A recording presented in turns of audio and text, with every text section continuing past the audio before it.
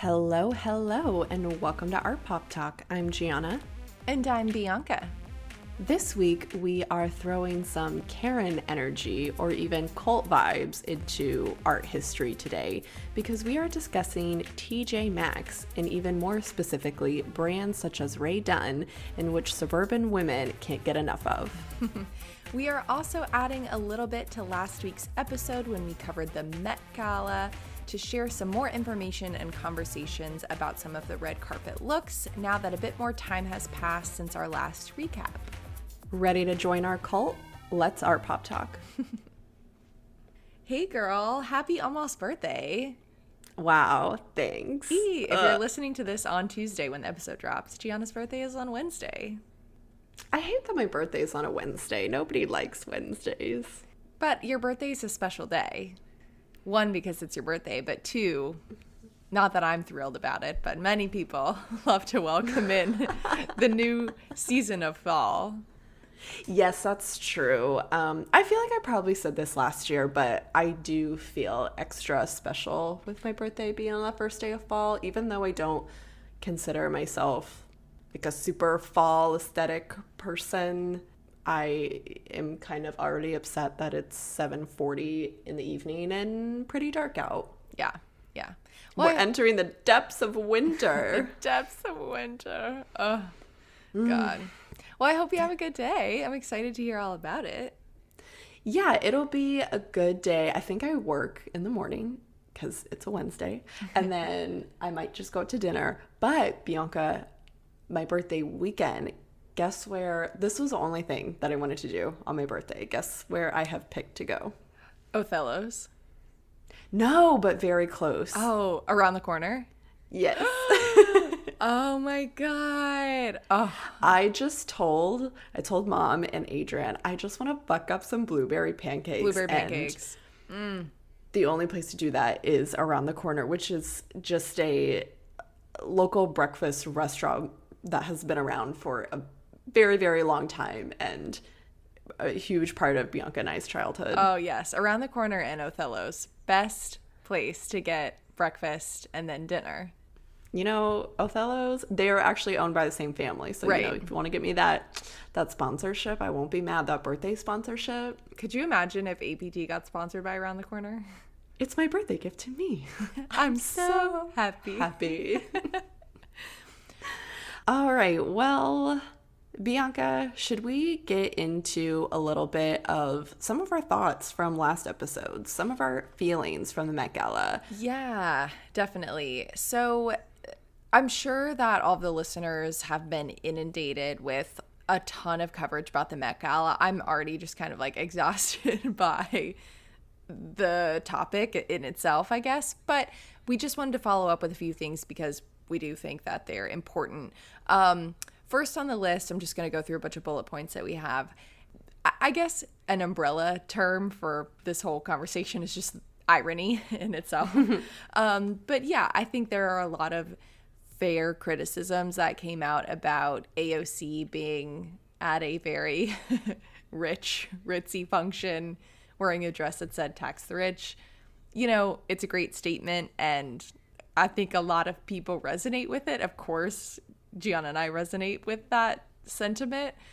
In practice, though, it's ironic that she's wearing this dress and she can get praised for it by these people that are surrounding her at this event, but we've got to put that into actual law. So I completely understand a lot of the feelings that people had towards that dress, but you know, Gianna and I are hypocrites in ourselves for wanting to talk about the Met Gala, but also, you know, maybe we are the tax the rich dress over here at APT, where we're just hypocritical about things, but that's sometimes the nature of art history and pop culture.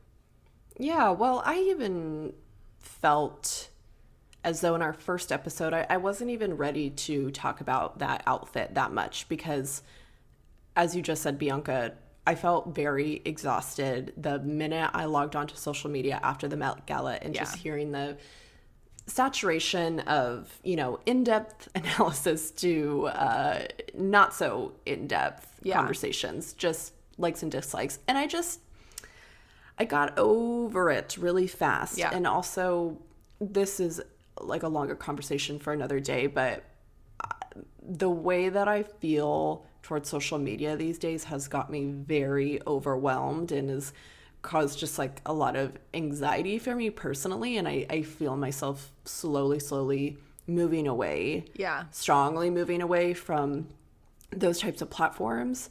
But it was an irony in the sense that like I was trying to grapple with, where does she fit in this? I don't, because I feel hypocritical sometimes when I say, I like my celebrities to be celebrities and I like my politicians to be politicians. And, like I don't want Oprah to be president. I want there to be a line between the two. Mm-hmm. But that doesn't mean that that celebrities, people aren't in nature political beings, Well, right.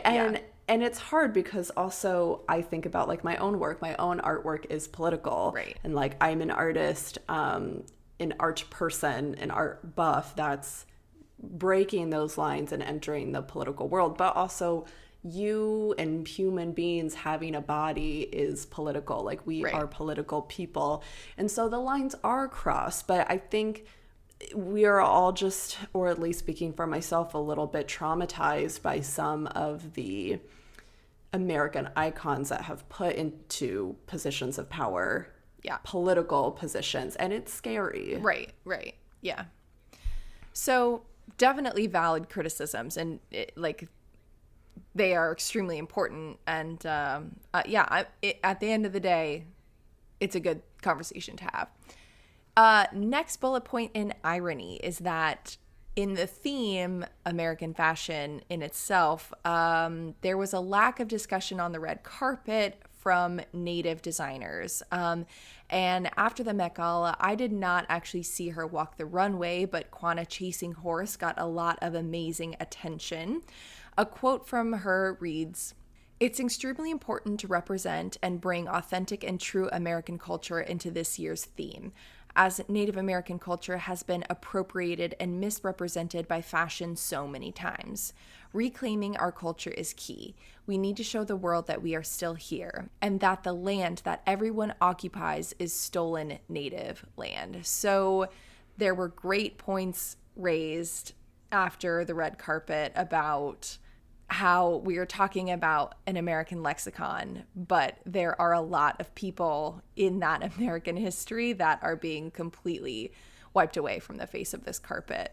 It was interesting, Bianca, as you did mention with her outfit, it wasn't covered in at least what I saw just through the live stream, but it did get a lot of attention through social media platforms. That was really interesting. Yeah. But it did get me thinking about just the things that we didn't see. Right. And I was thinking so much about Halsey coming out with a statement saying, what's more American than a woman having to go back to work after just giving birth? And so that's part of the reason she wasn't at the Met Gala. Mm-hmm. Right. And there was also a pretty large conversation about 9/11 and how time-wise the memorial was taking place so closely to the Met Gala, and there wasn't a lot of Muslim representation on the carpet. And then Diet Prada had a post talking about Representative Maloney, which we can link for you. It was really a shame to learn about after seeing her look, because as we talked about in last week's episode, I liked the look. I thought it reminded me of Mary Poppins, and I like the idea of hearkening back to a suffragette, hopefully in a positive context. But then we saw Diet Prada wrote, quote, "In 2001, Maloney dressed in a burqa to justify the invasion of Afghanistan." So that was really frustrating to see.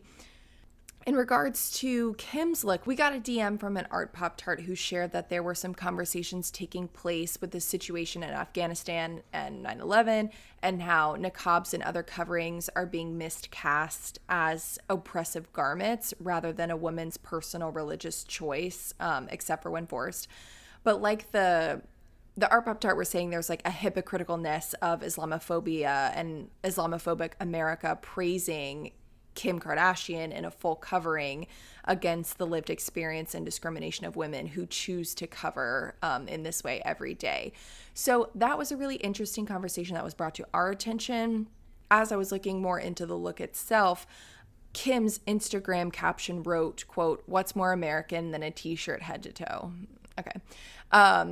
A Vogue article states that Kardashian, quote, "rewrote the red carpet's rules, completely obscuring her features and famous physique. The look gave the reality star something she hasn't had in a long while: anonymity." Kim then reposted a tweet that goes as follows, quote, "For someone who is always criticized for being overly sexual, Kim showed she can cover every square inch of her skin and still find a way to be criticized and ridiculed. That is American culture." Finally, she reposted an Instagram story from that same account, Diet Prada, that read, quote, "When you're so famous, you can literally make anonymous your new look. Say what you want about her new direction, but it's definitely not boring." So I think this is another really interesting conversation. I think there's a lot to be said about Kim Kardashian and this look in particular. I think that both points of the conversation surrounding her look are justified. I think that people have a very strong right to criticize this kind of covering that she wore in conjunction with the theme and American lexicon of fashion. I absolutely see that. But I also think that the look in itself, what she's doing with it, with this idea of anonymity, is actually super interesting. So yeah, I don't know, just some follow-ups to share with you guys. I know that it's been a lot and you've probably seen a ton of other coverage about the Met Gala, but we just wanted to follow up now that we have a little bit more info about these things. Yeah, absolutely. Bianca, and just kind of to pinpoint about Kim's Met Gala look, the last thing that maybe I'll add to that is my overall concern with the Kardashian empire is a little bit of the mysticism and also calculative nature that we can't quite pinpoint down, because no matter what, I feel as though they're in a position to come down to come out on top. Right. I fully think that the intent behind this outfit is what is being described from her. Right. But do we know if those concerns about it were actually thought through and they just decided to go with it? Maybe they were, maybe they weren't.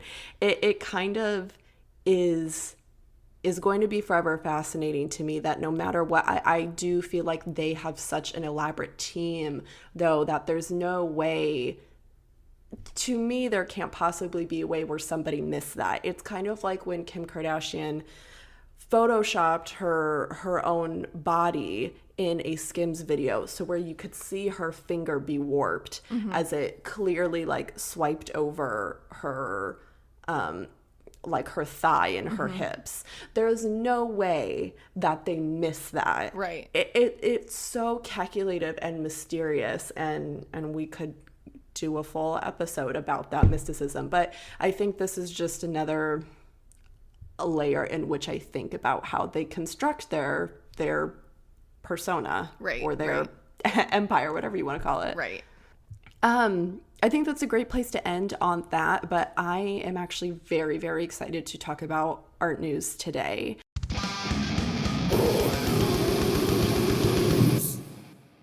And this is also a subject that you guys have seen a lot. This was big art news. You probably saw it talked about on big platforms. If you watch CBS Sunday morning, they did a really good coverage of the Arc de Triomphe. So let's talk about what's been going on in Paris. So encasing the Arc de Triomphe in cloth was a long-standing vision of the late artists Christo and Jean-Claude, one that finally came into focus this summer.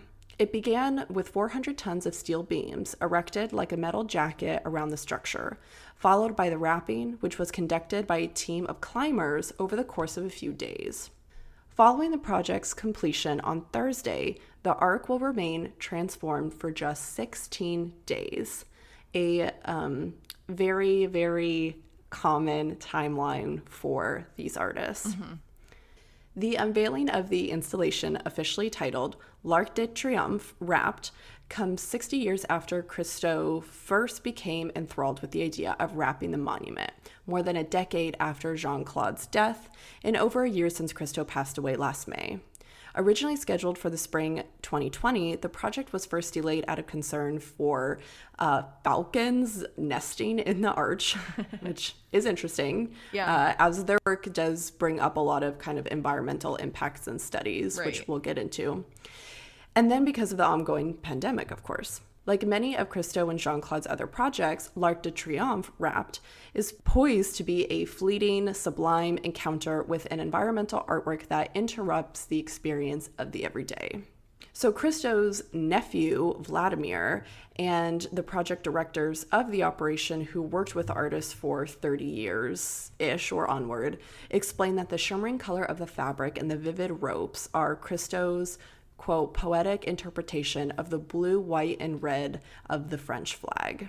His nephew states, he liked colors that also changed with the weather or the time of day. The fabric is very reminiscent of Paris rooftops, which are very silvery gray. This piece kind of, I think, had us all shedding a tear. I think it was very poetic in a lot of ways to see a project come to fruition after both the artists' passings.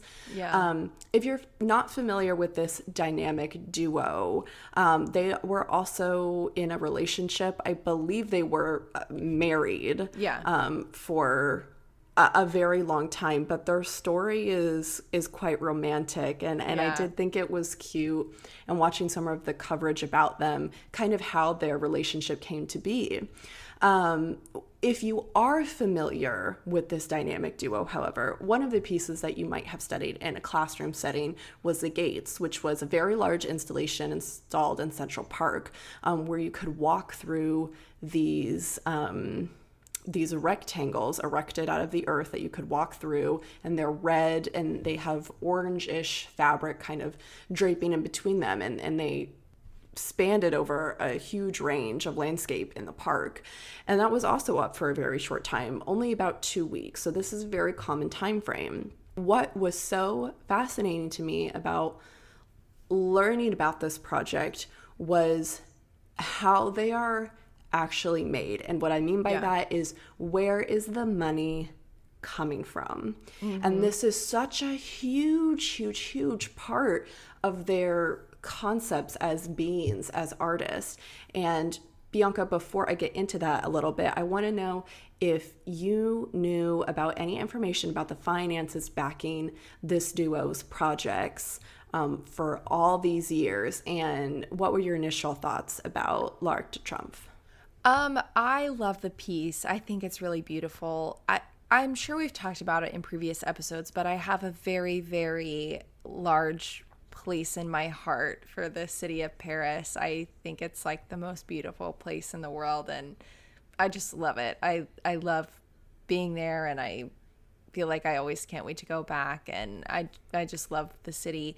I think that what I really loved in terms of the coverage of this piece was how people on the streets were reacting to it. And sometimes whenever you live in a place like that, that's so full of historic objects and very beautiful monuments and these kind of icons. I mean, you have the Opera House, you have the Eiffel Tower, you have the Arc de Triomphe, you have the Louvre. You know, there are so many amazing things built right into your landscape every day that whenever you become accustomed to it, it becomes the norm. And, you know, I think the concept of taking things for granted was a really fascinating aspect to this piece in particular.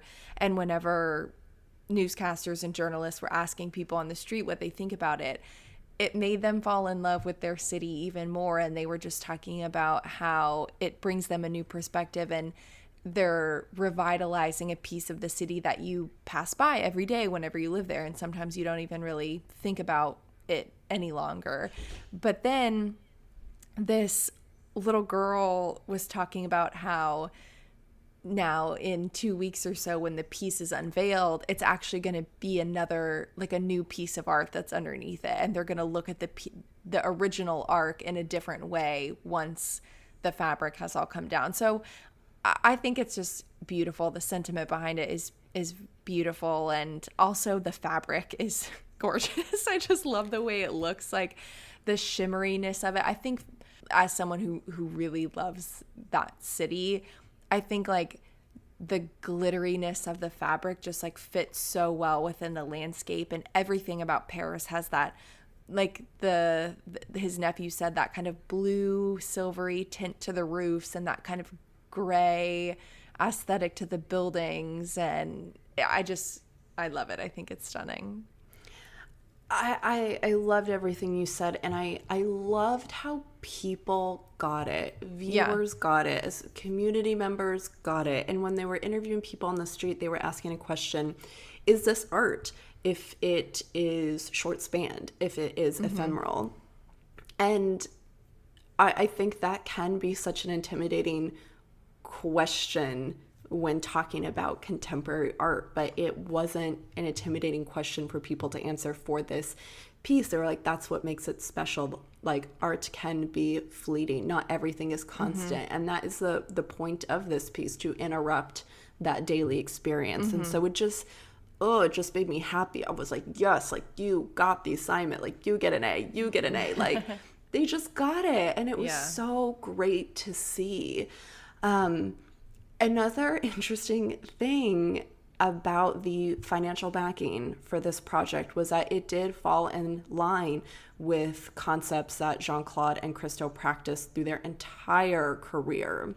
So one of the things that I did not know is that Christo got a lot of his money through art by doing portraiture and doing paintings, and then those seeked a lot of popularity. And in the beginning, that's kind of how he met Jean-Claude, was by painting her, and then they like fell in love and like, kill me. He stole her away from her husband. He did. I get it. I very much get it. So everything that they were doing with this type of big art installation, this earth art, this architecture art, this interrupting the mundane everyday experience, was all financially backed through them. Right. And it had to do with this concept of freedom. They came from places and governments with, a communist upbringing. And so that idea of freedom was so essential to everything that they did. They didn't want to rely on anybody else. They didn't want to rely on a grant or money from everything for anything they did.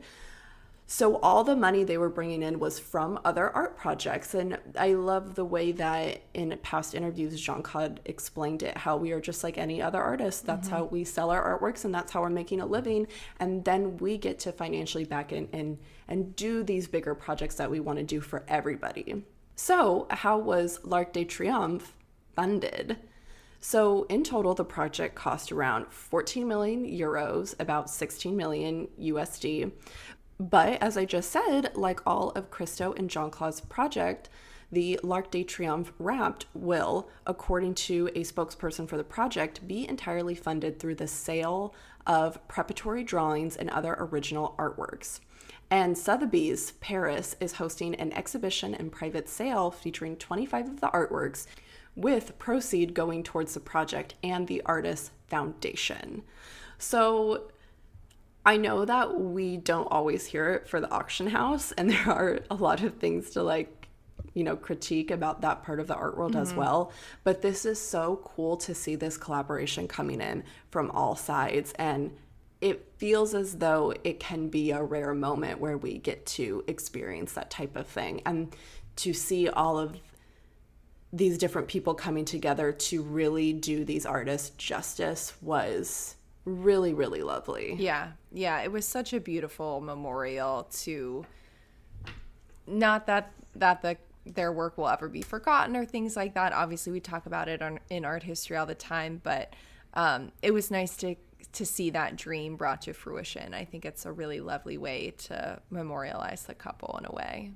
Yeah, and we might share some of these images too, but I will share the article from, I believe, CNN, and I'll link it in our resources page for you guys. So if you want to read the full article, definitely go do it. I think it has a great synopsis of the project, but they also share images of this original drawing that Christo drew of the Arc de Triomphe, and they put the red rope exactly in these kind of subtle askew ways that he drew it in this image.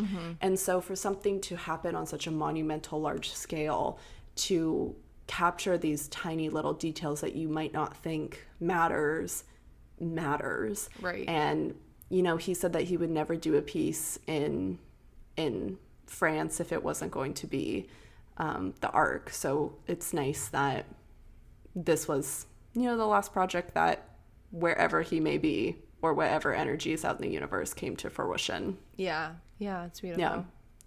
So, all right, everybody, we are going to take a short break. And when we come back, I promise we will get into the cult of it all.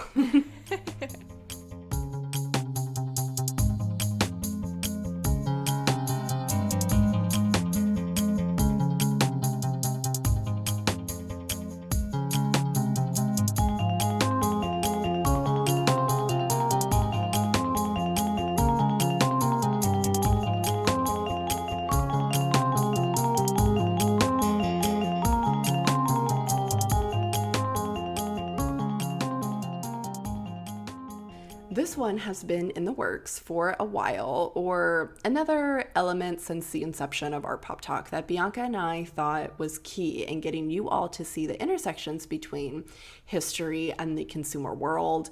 And interestingly enough, I'm afraid, friends, this intersection is at TJX companies, which includes Marshalls, TJ Maxx, Home Goods, and more discount stores in other countries. So for today's Art Pop Talk, we are going to take a little field trip. I want you all to take your metaphorical bodies out of APTHQ and place them wherever you frequent a TJX storefront most. I don't care, TJ Maxx, Marshalls, but maybe visualize some culturally appropriated decorative objects, art historical appropriated objects, and a crowd of white women fighting over the latest and exclusive Rae Dunn Halloween ceramics. Paint you a little picture there. Let me paint you a little picture. For today, we are going to focus on Rae Dunn, the person as the artist, how this cult following started, how she became a brand, and why this is an interesting consumer case study, essentially, for us to look at in terms of these objects and their demand. But I want to first open up this conversation to other decorative objects we have seen in TJ Maxx that are appropriate and okay sometimes, and also not okay to see sometimes. Whether the item is okay or not okay, this conversation will be a good way to get the museum juice flowing. Yeah. So Bianca, what are some appropriated items you have seen in a store such as this? Well, I see a lot of mid-century modern furniture. That's, if that's your design aesthetic, great find sometimes at TJ Maxx. A lot of picture frames. Nothing wrong with a good gold metal frame. Love that. Holiday decor. You can get a great fall wreath, I hear, for those of you who like fall. See a lot of good pumpkin decorations. Nothing wrong with pumpkin. Tiny pumpkins. And they've got a lot of bedding. You can get a great, bed set at TJ Maxx. I was in the mood for some new sheets the other day, and looked through their store. That's great. That's a great find. Sheets are expensive. You know that? Sheets are so expensive. What the hell? I know. We can get a great price if you're a Maxxinista. There you go. What the hell? They've got baskets. They've got boxes. And, those are items that are pretty hard to mess up, I like to think. There are probably somewhere that you could find. I bought a basket at Marshalls the other day. I've bought a basket or two from a TJX corporation. Even this basket was like fucking expensive though. Like I don't think that their furniture is reasonably priced at all. At least Oklahoma City got a Home Goods. In Oklahoma, I've not frequented Home Goods that much, but the shit that they have at TJ Maxx furniture wise, but I'm like, oh my God, this basket is like $30. Like, am I really going to pay $30 for this basket? I did. I needed it. What can I say? I gave in. These are the items, however, that I don't give into, that I shunt. So sometimes you might see in these places Buddhist figures, Eastern religious iconography, mostly. I also thought this could be an interesting point to kind of talk about some of the numbness we have to also Western religious iconography. Yeah. And because I am not a religious person, and it's hypocritical to say that I don't participate in any kind of Western religious things, because I definitely do, because I participate in holidays here and so on and so forth, but I don't identify as being someone who practices religion or identifies as being Christian. I kind of get uncomfortable even when I see certain like crosses being like mass produced. I just don't know equally how to handle it, and I think it's also only fair of me to talk about that uncomfortable commodification that I have with like Christian religion, as I do with also Buddhism and other Eastern religions, but also because of Westernism, you know, that religion is not being as misinformed Yeah. as others are. But Bianca also brought up a good point about like boho chic, and I think only in recent years have we started to have a conversation about that aesthetic being capitalized as well. Right. So I also wanted to think about how these stores function as a whole, because I mean, like we said, you have great stuff you can get there. A lot of it is affordable. But then like, where does this all come from? So Gianna, we were talking about this whenever you were up here, but can you tell us what you learned about how these stores actually get this kind of mishmash of products? Yeah, so it's super weird, and I really didn't know this, or I guess just didn't think about it, but it really makes a lot of sense if you're paying attention to it. So essentially, these discount stores get their inventory based off the net income of that area. So, and I did see a TikTok about it. This woman found like a great find at a TJ Maxx, and it was like a really nice designer piece, whatever it was. It was a piece of women's clothing. And then another person stitched the video and was talking about how this actually isn't that surprising, because you're like, what area are you shopping in?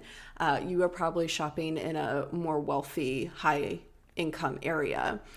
So if you are on vacation somewhere in a wealthy area, maybe you like thrifting. Like when I go on vacations, like, you know, I'll go clothes shopping, I'll go thrifting. She said, don't go thrifting. Just like go to a TJ Maxx in a wealthy area, essentially. And then you'll find higher designer pieces, potentially. The other interesting thing that I found out, and this was partly due to a conversation I had with Miss Juliana Porro, APT fashion expert, is that what these stores were designed to do is not happening. These stores are very much a part of mass production and fast fashion, and is contributing to a lot of those consumer issues, because a lot of these name brand, I'll say like clothing lines primarily, companies are making lower quality inventory, and they're selling it specifically to these discount stores. So you're not actually finding a really good find, or oh my gosh, like I found this Ralph Lauren sweater and it's only $20. Like it was most likely made to go to a discount store. And there are certain ways that you can tell, I guess, if you're really paying attention. You have to look at like the tags and look at the fabric, and that's just through my conversation with Juliana. But it's funny because I feel as though through the visual world and through your visual lens, that shouldn't come as a surprise. I feel as though, like, I feel like we all kind of know what clothing we're expecting when we go into a TJ Maxx, just like how we know what we're expecting when we go into an Old Navy or a Gap or an Ann Taylor Loft. Like, you get the vibe for what kind of inventory you are getting. And maybe your perspective is skewed about what you're getting at a TJ Maxx based on what kind of income area you live in. Right.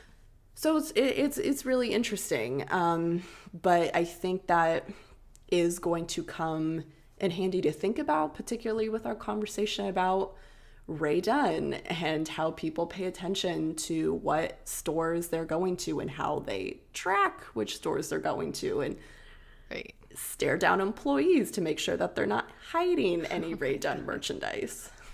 So Gianna, do you own anything Rae Dunn? I don't. And I was telling Theban he's like, oh, what's today's episode about? And I said, Rae Dunn, do you know who that is? And he was like, oh, no, I don't think. And he was like, oh, yeah. Because I think you stopped me from buying something of theirs. I think it was a tea towel or something. I was like, no. That's so funny. I do own a piece of Rae Dunn Ceramics. I have a little cat bowl for Ollivander, and I actually have to say I love this bowl because it's really big. It's like a really big, deep water bowl.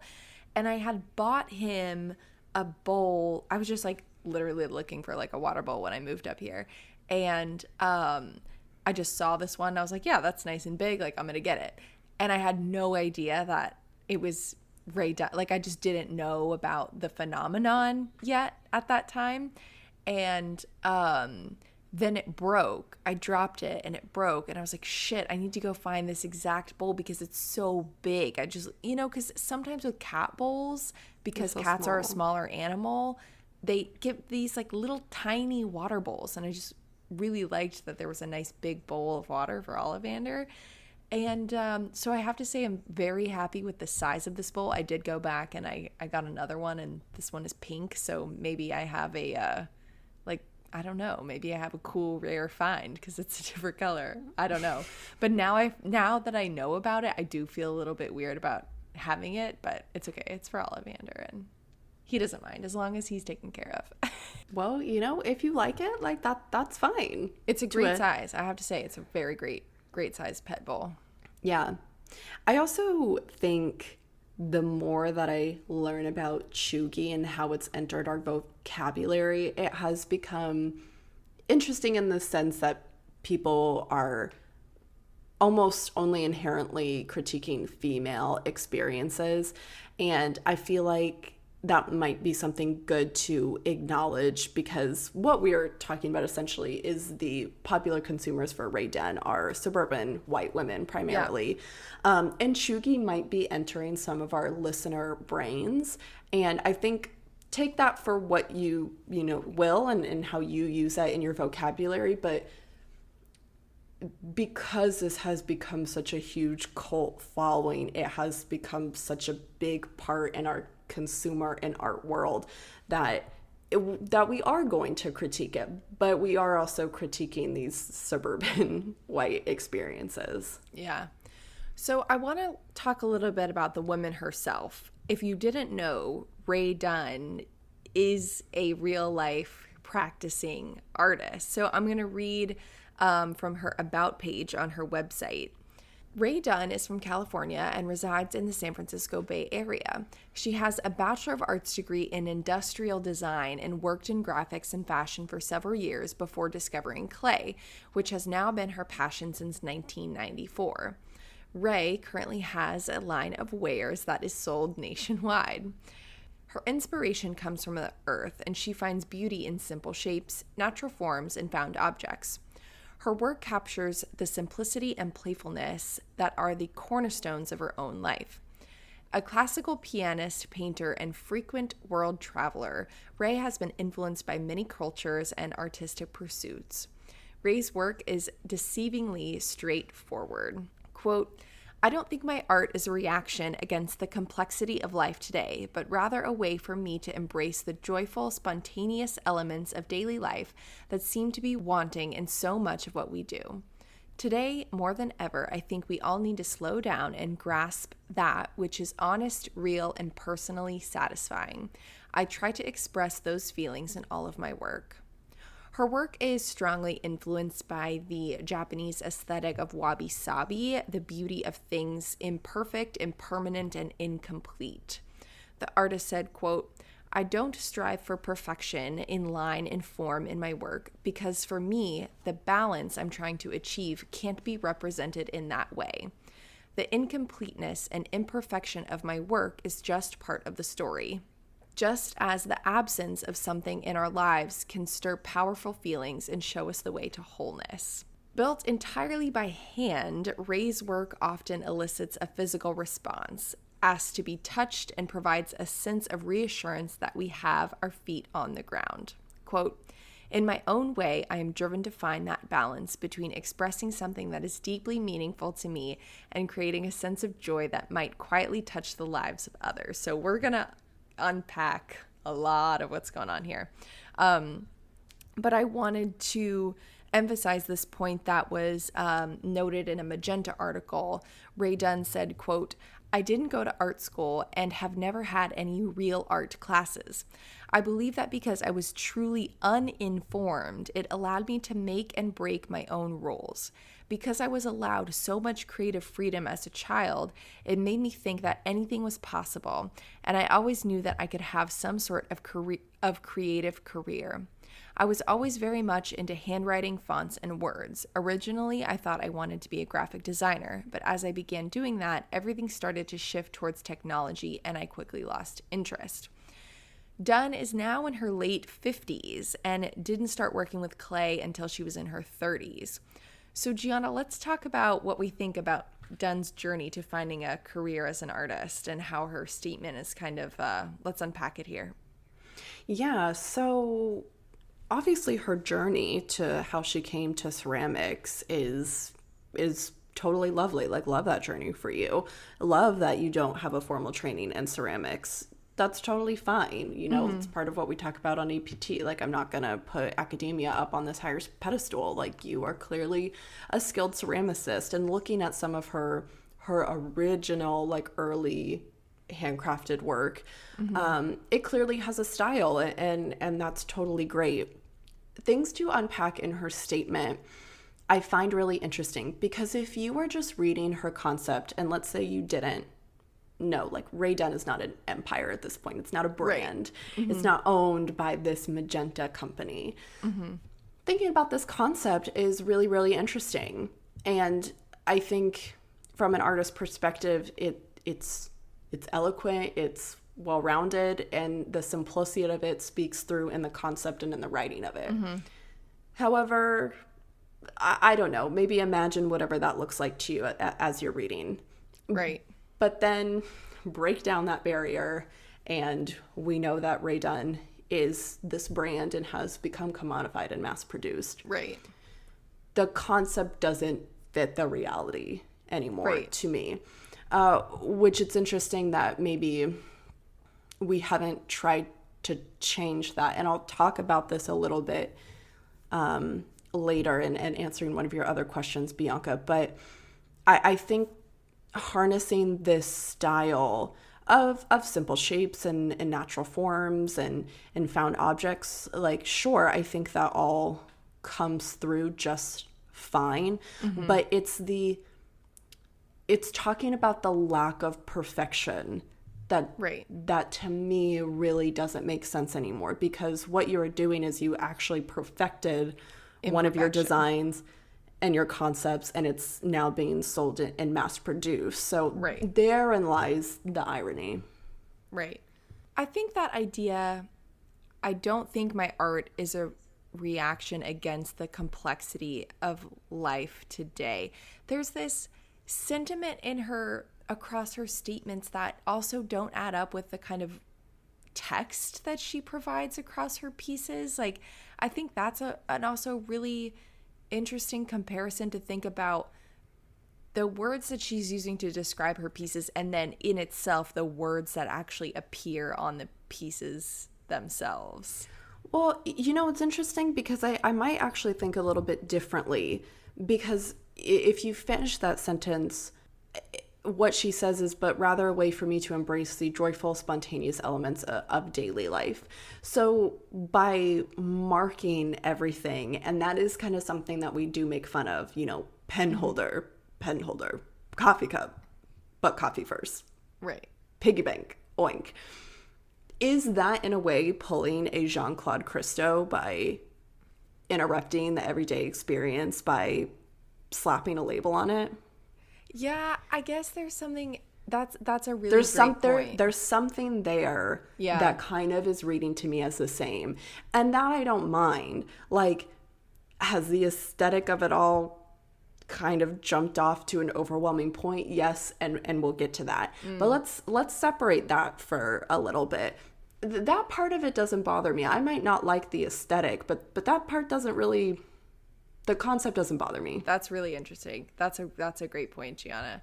It's really hard to separate those two things. Yeah, and that's what I'm trying to get you guys to do, those of you listening, because it's really easy to laugh at what we're kind of talking about, and a lot of us listening might not like that aesthetic, but let's kind of put our bias aside a little bit, and we'll get into that. But yeah, so let's actually talk a little bit more about her work in particular. When she first started making pottery, her instructor would tell her to smooth out the fingerprints and the flaws that were made in her pots, but she actually disagreed. She said, quote, "I just liked it because it looked like someone made it rather than a machine. I've always been drawn to things that are not perfect," she explains. "I love ruddy skin with freckles. To me, it has more character. I love wrinkly clothes, things that show life and usage." Very interesting statement. By this point, you've probably very much become familiarized with her aesthetic and her pottery. It's stamped with these long handwritten letters, which is now licensed to Magenta. And this is actually sold exclusively at TJ Maxx, Home Goods, and Marshall. So this is an interesting point, like hearkening back to Gianna, what you're saying about specific companies making things for these TJX companies. Magenta exclusively sells them at places like TJ Maxx. Magenta is the company that manufactures Rae Dunn products, and the company in itself has seemed pretty baffled by the demand, and they call it quote-unquote passion for the goods. Quote, "When we started partnering with Rae, we had no idea that this was going to become such a huge thing or even a collector's item." Really interesting verbiage thinking about pieces of art, right, as a collector. Every day the brand receives messages from Rae Dunn buyers asking them to authenticate her pottery pieces that are being bought and sold across the internet. There are actually replicas of Rae Dunn where the manufacturer has to be like, no, this is not authentic. It's not Rae Dunn. The senior marketing strategist at Magenta compares the replicas to like a copycat designer bag. Quote, "You would have never thought that it would turn into something like this." And Magenta doesn't control the exact number of what products go to where. So that part is actually up to TJX companies and how much they buy of a certain style. And that kind of controls maybe what's rare and what's not. Dunn says that it makes her really sad that people resell her work. She, quote, "wishes that she could sell more of her handmade stuff. Quote, when I do, I know that people are buying it and reselling it for hundreds of dollars more. And it really upsets me because, I don't know, I feel like I'm being used." So back to what, Gianna, you were talking about her kind of earlier pieces that you've seen on her website. She actually, I was reading an article that she had an Etsy page, which is no longer in service, where you could buy her kind of original handmade items that are a different aesthetic from the Rae Dunn brand. And there were also a lot of photographs online, and she has an Instagram where she posts photos in her own studio. And I really couldn't pick up on where the rest of these products are produced or how the production process actually takes place. The closest thing I got was that line from Magenta saying that they are the manufacturer. I find it so interesting that people come to Magenta to authenticate a piece of Rae Dunn when it's still just a manufactured product. So I know that there are copycats, but Rae Dunn herself cannot be hand making every single piece that is distributed across these companies. So I find that like authentic, the desire to have something authenticated by a mass production line is wild to me. Yes, so that is a very good segue into some of the things that I want to talk about. And Bianca, in our document, you asked me like a question. What do we think about the mass-produced imperfect ceramics? So we've talked about mass production and goods and artwork and fine art and in the art world, and that's fine. That's the thing that happens. You know, we can critique maybe some of the environmental impacts, the ethics of that, but breaking down in the sense of just like selling art and how it's made, it's a legit thing. I think perhaps the appeal for Magenta to get involved with Rae Dunn is the artisanal perception that they can commodify and control the name and the aesthetic, because the aesthetic really isn't going to change at this point. And if it does, it'll be like a whole different kind of like collection. Yeah, right. As used in a commercial sense. It's weird when you find Rae Dunn's website, and you talked about her Etsy page a little bit, but it's like her artist page. Right. It's a website. It seems really outdated. Yeah. And it does have some of her like shows listed on there, and she's got her about page. And the last show listing there was in 2019, and it talked about some places where she was a guest speaker. And I thought that was interesting, just that time stamp that maybe within even the last couple of years that she's really, unfortunately, I mean, it is really sad, kind of lost that ability to be able to participate in true artisanal ways now as a maker. But when you go to Magenta's Rae Dunn tab, you can shop the Heritage Collection, the Classic Collection, or the Artisan Collection. So with some of the tone that has taken shape through this primary company that, you know, manufactures this Rae Dunn name and product, I get a vibe, a feeling, or a sense that, okay, instead of profiting off the genius male artist, we are going to do what we do to women instead and profit off of the gentle female artisan. And there are a couple of things that I want to point out here. First, I'm not insinuating that Rae Dunn herself doesn't have any control over her own image or her brand or her designs. Like, I only know what I know, and we only see what we see. And from what I have read in interviews with her, she does seem like a very soft-spoken person. That's how she's mostly described. She seems like she's a very calm person, has a very calm presence, and gives off a very balanced energy. And I think that is reflected in the inception of her ceramics that led to this brand. I do think all those things are accurate. It's just the monster that she has created, which is a direct quote like from her, that has taken shape in this really interesting way, which is why we are doing this kind of case study of it.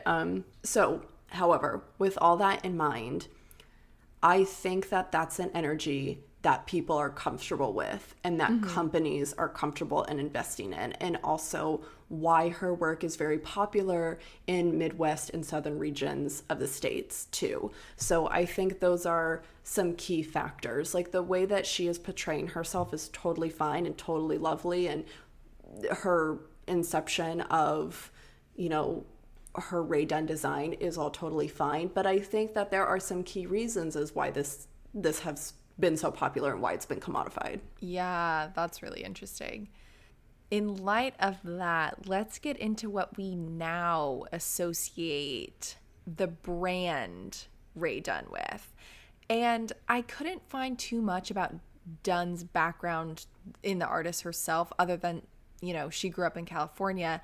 And when Gianna and I started thinking about this, about her brand in particular, or the brand, and reading about its cult following, we had a certain perception about the brand itself. Like, we didn't really know that Rae Dunn was an actual person before doing this kind of investigation. And we know her consumers, and Rae Dunn as a standalone brand, as a standalone identity, sounds like something that would appeal to white Southern ladies. And I think that in itself is a really, thought-provoking idea that Rae Dunn, the brand, could be something that's profitable from Rae Dunn, the person. I just think those two items are really interesting. Within the past few years, we've all become very mysteriously aware of these associated peoples of the brand. And these peoples are known as Rae Dunn Hunters, the Rae Dunners, or the Rae Dunnies, among, other nicknames. They are basically Rae Dunn superfans, and their main mode of communication is Facebook groups. There are hundreds of them, both with national and regional names like Rae Dunn Newbies, Rae Dunn Addicts, Girls Just Want to Have Done, and even What Have I Done? On these pages, there are over 25,000 members. The hunters trade secrets and tips for scoring the most coveted pieces of Rae Dunn merchandise. A lot of this has come to light since videos went viral on TikTok where TJX employees talked about, quote unquote, the Rae Dunn women who enter the store and buy all of the Rae Dunn products and then upsell them. Because of the price point that these items usually sell at in store, there is a huge market to upsell these products. Some people have noted online that a $17 oink canister, like in the shape of a little pig, can be sold for $250. There are a ton of examples like this. People are selling things for, up to $1,500. This is a game, it's a type of hunt to find rare pieces. A Vice article reads, quote, "Therein lies the brand's success with, quote, live, laugh, love / wine mom culture. The notion of doing the most with less. It gives buyers a price-accessible gold star on the forehead with an influx of one-word affirmations and reminders for self-care or valuing family, although the latter of which lives in a very his and hers, hetero, traditional nuclear family zone. Rae Dunn is about making you, and only you, feel seen in your attempts to try." I thought that was a really interesting quote from Vice. Like Gianna said, Dunn, the artist, admits that she created a monster with her now ubiquitous aesthetic. She claims it was an accident. Quote, "I never intended on becoming a brand, much less creating this weird phenomenon." As thankful as she is for the enthusiastic support, she says, quote, "It also makes me sad that people fight over it, and people will go in and buy everything and resell it." Unfortunately, she tells us there's nothing she can do about that. After designing the pieces, Dunn essentially has no part in the production of the magenta lines, meaning that she doesn't have control over where the pieces are sold and, who buys them. But also, much like an artist, and I don't mean to interrupt Right. here, I think it's interesting.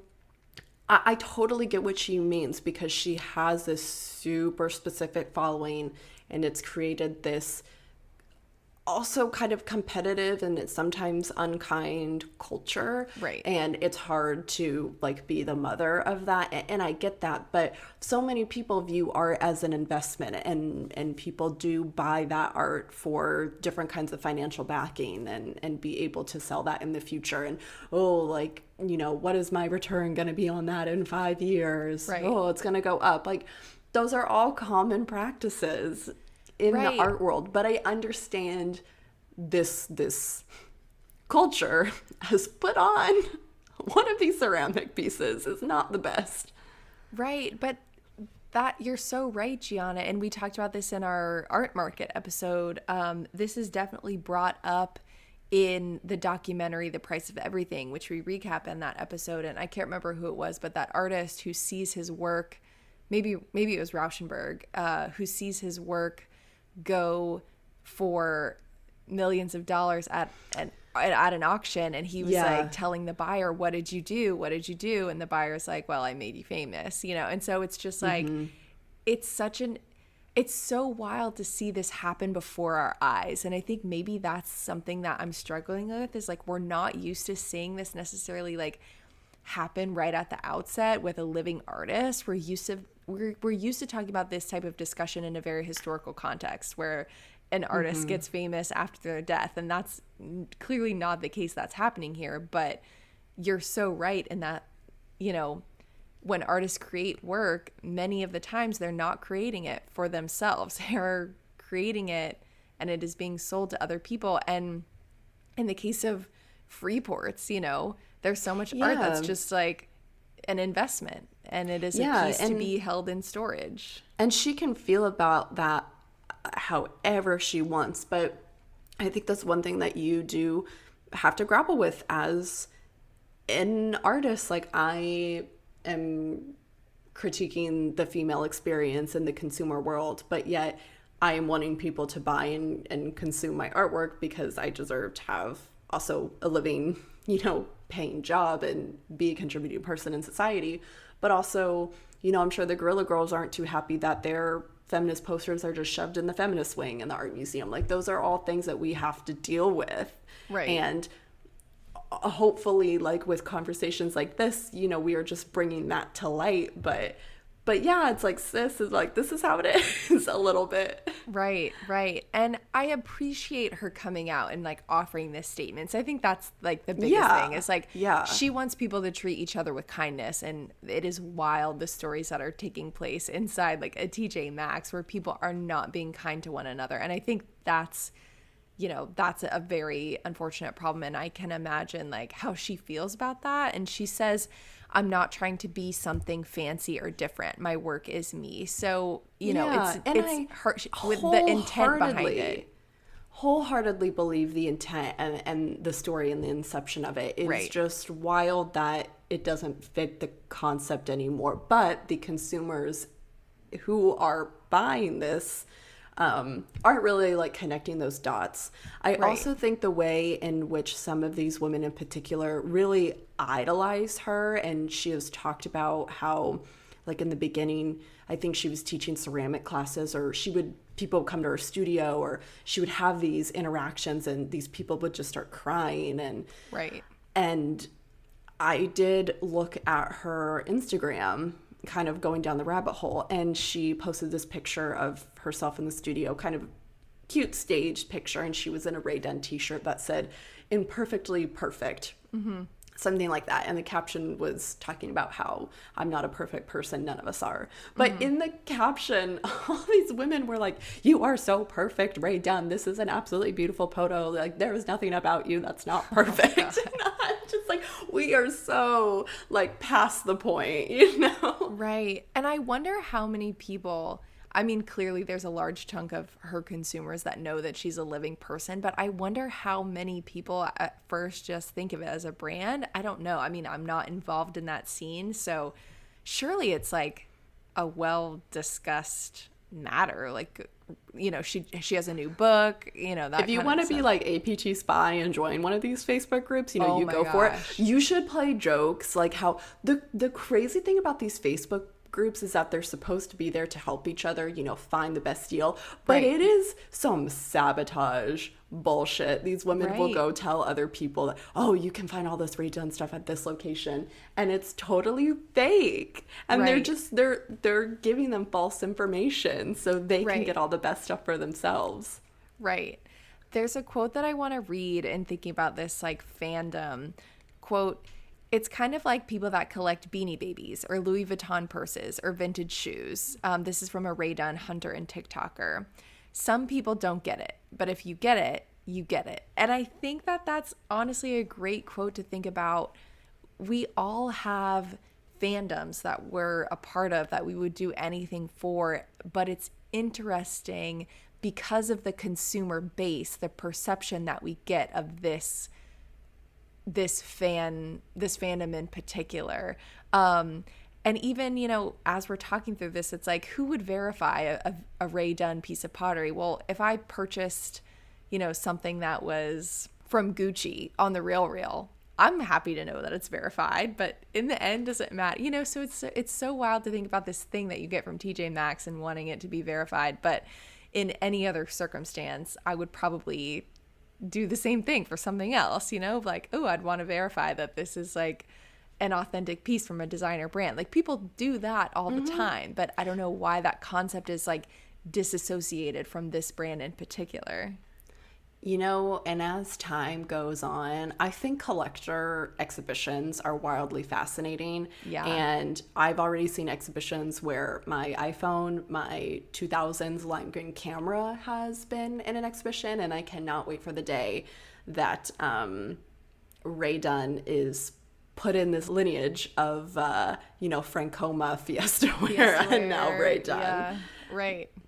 Totally. Yeah. It's really, really interesting. Super. But I don't know. I found this conversation wildly fascinating. And, if you have a Rae Dunn, you can put it right next to your fake Jeff Koons bookend, dog balloon. The dog Dude. balloon that you got at a museum gift shop. I did see, Bianca, I was at TJ Maxx. This was a while ago, and I forgot to send you a picture of it, but it was a balloon giraffe, and I was like, I see what you did there. Okay, so I went to Spirit Halloween this weekend, and they had a balloon dog costume, and I was like, a Jeff Koons costume? Even though a balloon dog is like an actual thing, and Jeff Right. Koons didn't invent the balloon dog. But in my head, I was like, It's like Jeff Koons. There is no escaping. And neither is there any escaping from the APT cult. So if any of our listeners are Dunner, or if someone has, found their way into the depths of a Dunner's Facebook group, help a sister out. Let us know what it's like on that side of Facebook. Totally. Well, any other thoughts for today's episode, Gianna? I think I'm all thought out, I don't think I have anything left. I hear that. Well, if you have any thoughts, please share them with us. You can join our Art Pop Tarts Facebook group. You can always DM us across our social media at Art Pop Talk. You can email us at artpoptalk@gmail.com. And if you liked this episode, please head over to Apple Podcasts and rate us. Leave us a nice little review telling us, how much you love this conversation. And I think with that, Gianna, we will talk to you all on Tuesday. Bye, everyone. Bye. Art Pop Talk's executive producers are me, Bianca Martucci-Fink. And me, Gianna Martucci-Fink. Music and sounds are by Josh Turner, and photography is by Adrian Turner. And our graphic designer is Sid Hammond.